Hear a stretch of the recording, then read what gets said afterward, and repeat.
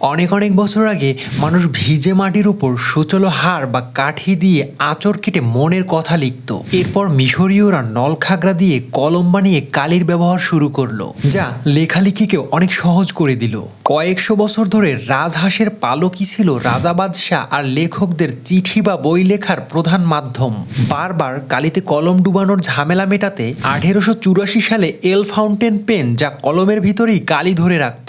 হাঙ্গেরির লেশজলবিরো একদিন দেখলেন বৃষ্টির জমা জলে মার্বেল গড়িয়ে যাওয়ার সময় মাটিতে ভিজে দাগ তৈরি হচ্ছে। সেই মার্বেলের আইডিয়া থেকেই তিনি কলমের মাথায় ছোট একটি বল লাগিয়ে তৈরি করলেন আজকের বল পেন বা কলম। দ্বিতীয় বিশ্বযুদ্ধের সময় ব্রিটিশ পাইলটরা এটিকে খুব পছন্দ করতেন, কারণ উঁচু আকাশে অন্য কলমের মতো এর কালি চুইয়ে পড়তো না। ফরাসি ব্যবসায়ী ব্যারন বিক এই কলমকে প্লাস্টিকের বডিতে ভরে এত সস্তা করলেন যে তা সবার পকেটে পৌঁছে গেল। পরে জাপানি বিজ্ঞানীরা জেল পেন আবিষ্কার করলেন, যার কালি ছিল জেলি বা সুপের মতো চমৎকার ও মসৃণ। আর এখন আমরা কলম দিয়ে শুধু লিখিই না, পরিবেশ বাঁচাতে এটি তৈরি করছি ফেলে দেওয়া বোতল বা বাঁশ দিয়ে।